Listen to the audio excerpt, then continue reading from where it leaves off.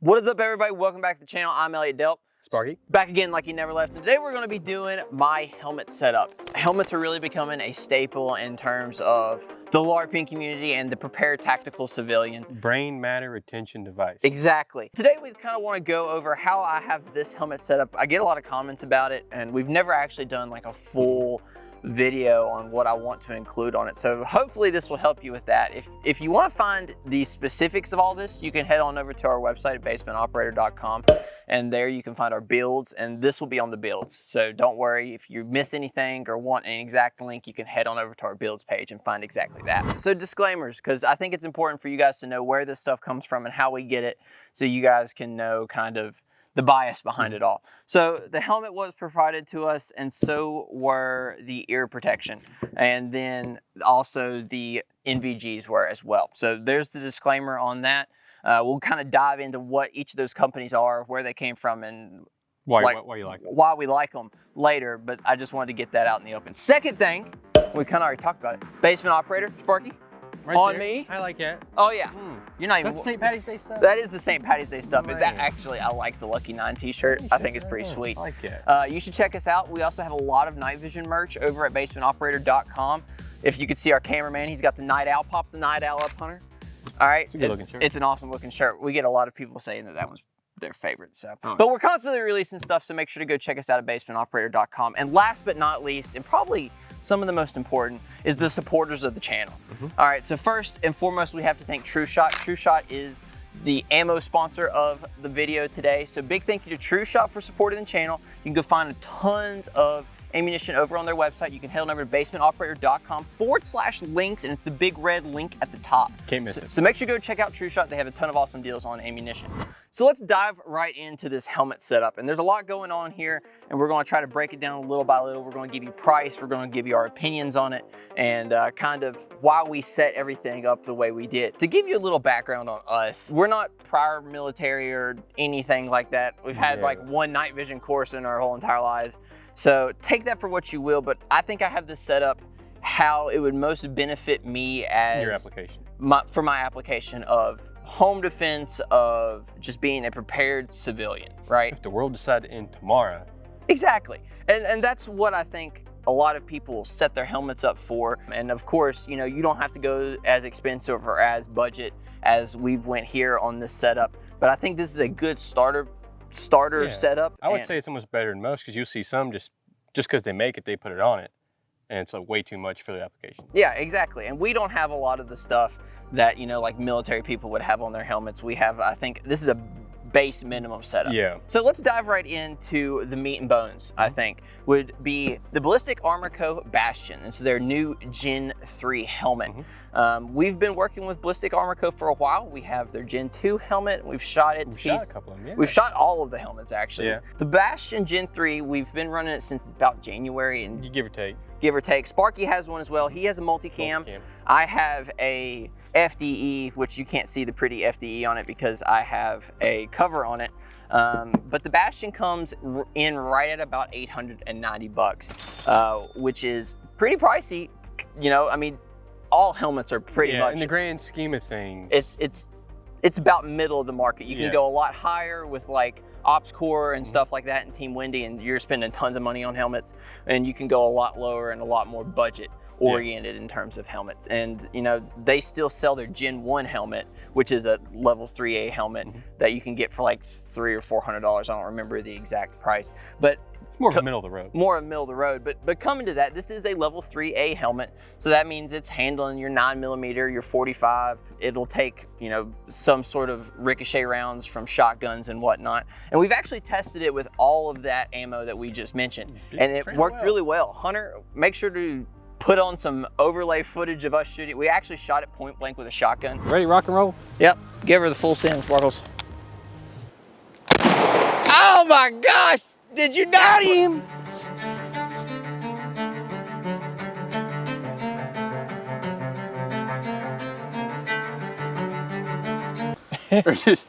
Well, technically speaking, we deformed him. He's got a headache, but the slug did not go through.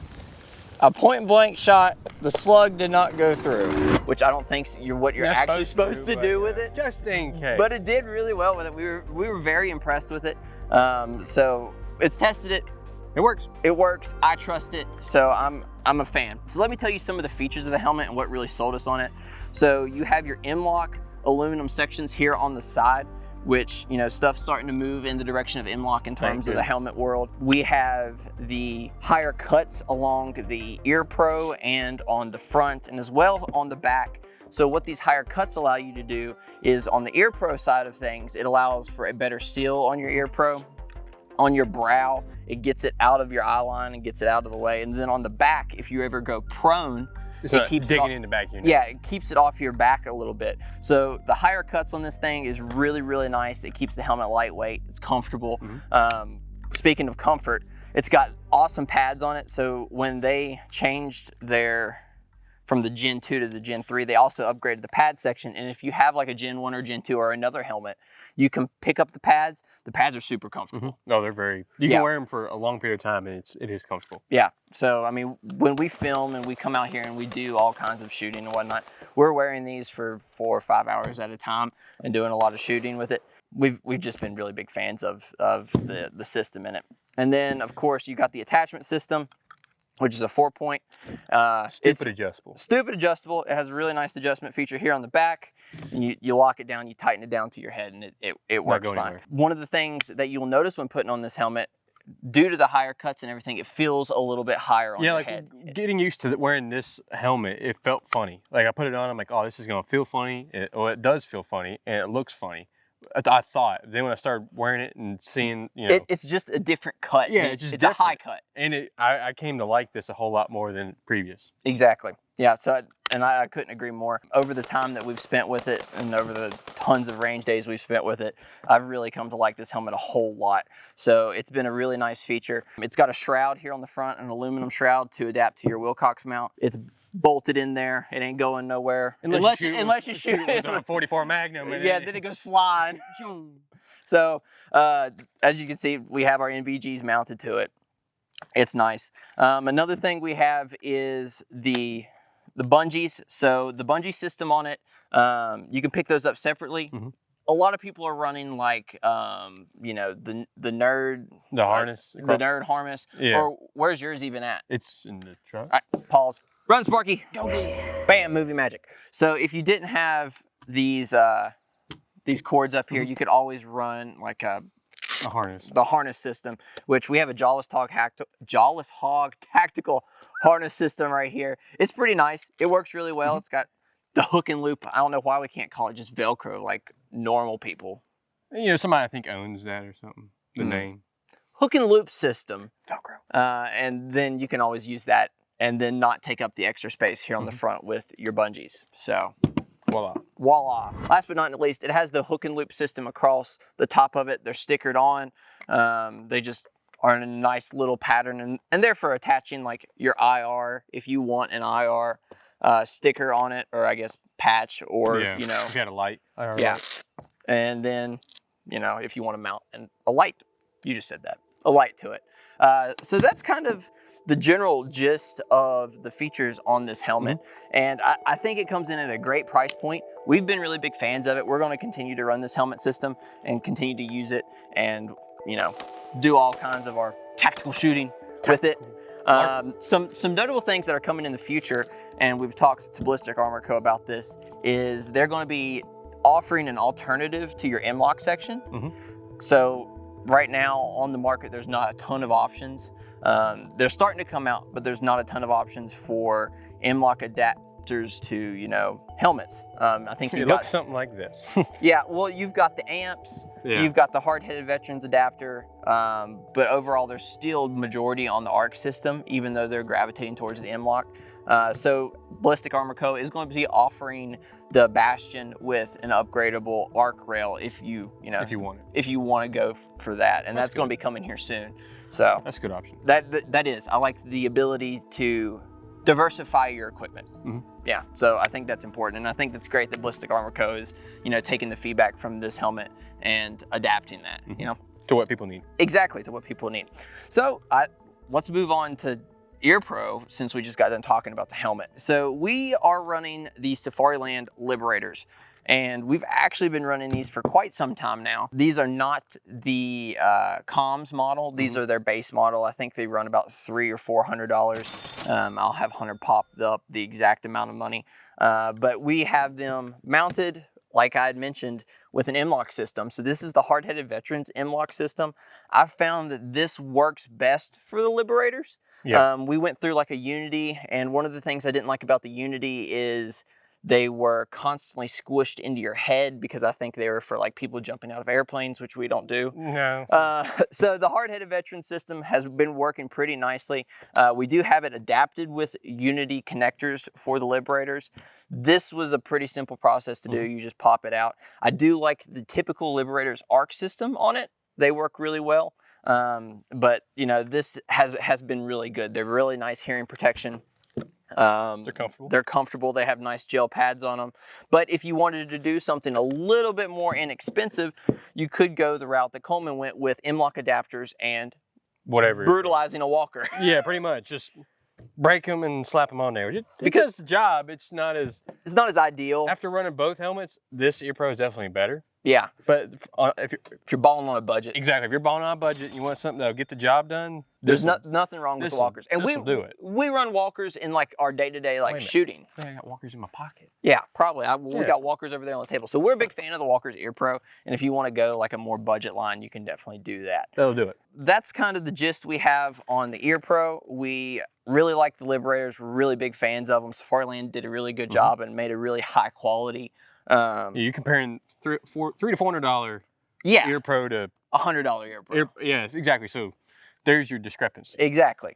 All right. So moving on to kind of the general accessories here, we have a cover from Amazon. I think this is a Crydex cover. I will link what I think it is. We bought this years ago. Yeah. This was in the very first helmet review we've ever done. But I mean, honestly, I like it a lot. It has a lot of good management spots. It's got, you know, a lot of hook and loop. It's got a lot of hook and loop, you know, patches on it in case you want to run like a light or anything. It basically covers up the hook and loop that's on the helmet. So if you want to run anything extra, you can do that here. It's got a lot of little features for your cord management. So if you're running a lot of cords or cables through your helmet to get to your NVGs, if you're going to run a backup battery pack, or maybe you're running like maybe bougie and like, I don't know what else. You got options. You got options. I don't even know what else you'd run a cord through the top of your helmet for.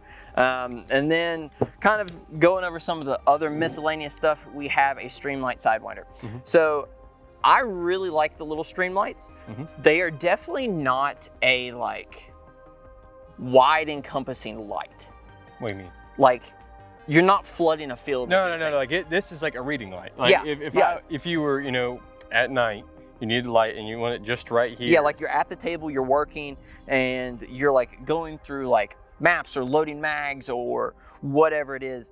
This little light does a really good job at your hands. And it might give you enough light to like walk, but it's not throwing a very big No, this is meant just for your personal right in front of you, which is all you need. Exactly. And, you know, I think it does a really good job at doing that. So it does white, it does IR, and it has a color setting. I think it does red and green. Yep. So it gives you a lot of options. So whether you are throwing for your IR and you're doing NVG stuff, and it gives you a little bit so you can see in front of you, or if you're doing white light, or if you're doing colored for some sort of predator application, or, you know. Or you just want light. Yeah. You don't want to ruin your natural night vision. There you go. Exactly. So it has a lot of good capabilities, and then it's super easy to attach and detach because it comes with the hook and loop, or it can mount to an arc system, which is really nice. Or you take that off and just clip it to wherever you want. Exactly. So I mean, it has a lot of different options, and it allows you to diversify your setup a lot depending on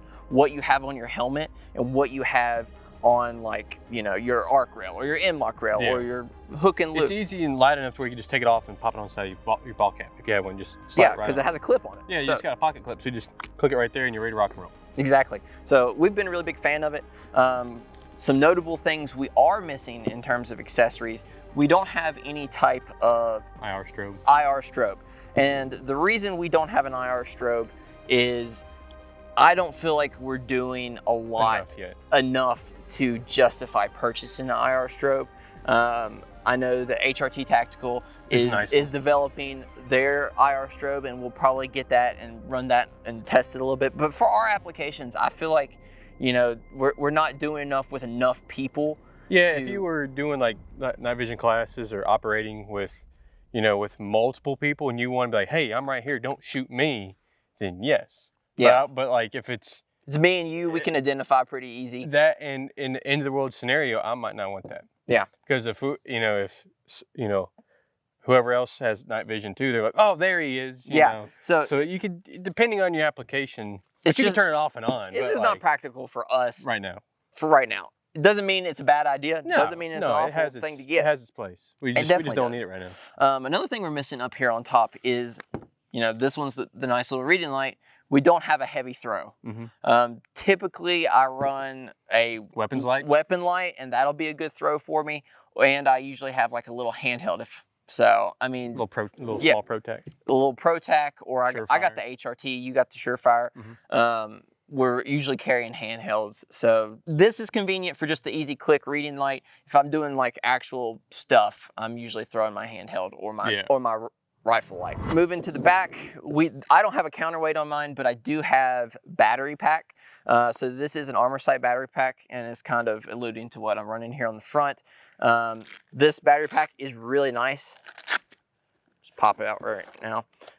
I don't have the extra adapter for the BNVGs up here on the front, but this is what that attaches to. It kind of just shoves back in there.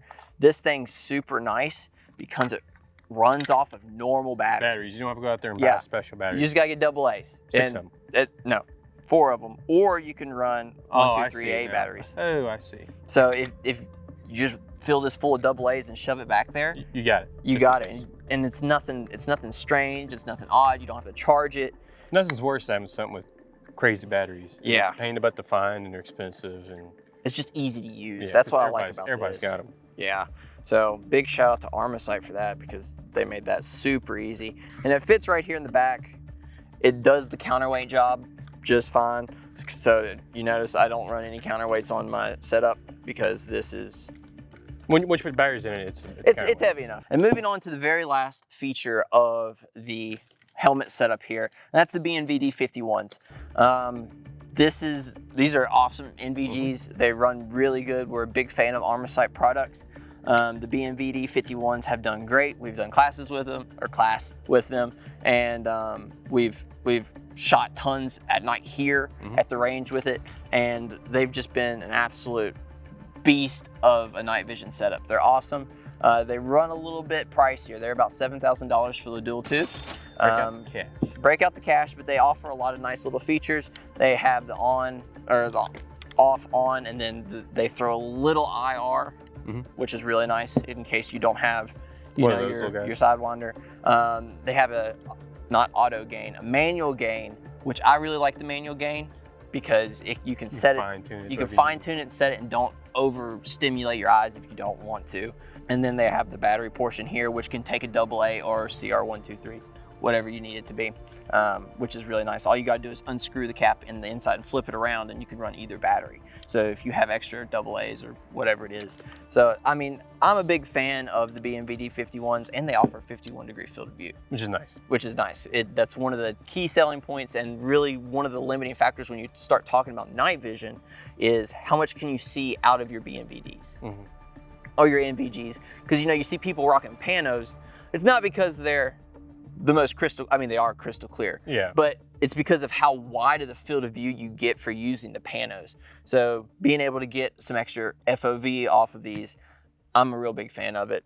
And then to lock it in, we have a Wilcox mount. Plain and simple. Plain and simple, which Wilcox is one of the industry standards for mounting systems on your night vision. You're rocking the Nordos? Yep. I don't know. That's the OG brand for when PVS 14s. That's still like a $300. That's still like a $300 mount. This is like, I think, a $300-400 mount. After playing with both of them, I like the Wilcox better. I like the Wilcox better because it locks. Yeah. That's what I like about the Wilcox. And it's just easier to manipulate. This one, it doesn't have a lock. You can flip it up and flip it down as you need, and it's just got the tension on it, which it works good. Oh yeah, it does what it's supposed to. I just, after playing with both of them, if I had to, when I have the option, I like Wilcox better. Exactly. So. But neither are bad options. Neither are bad options. Sparky, what do you think could be added to the helmet other than the two things previously mentioned? Anything?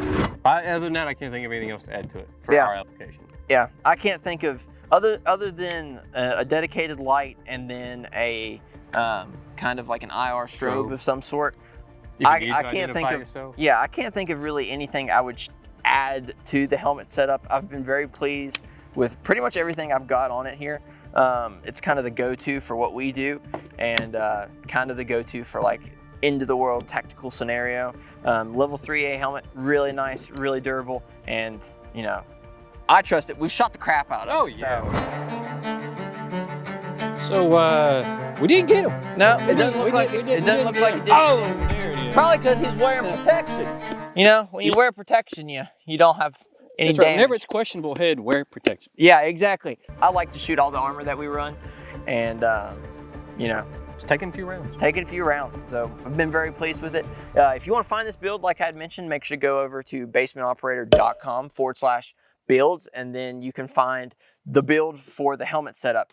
Make sure to hit the like and subscribe button. A big thank you to True Shot for supporting the channel, and make sure to go follow us on Instagram. Believe it or not, Sparky posts some sexy pics on his photos. Every now and then.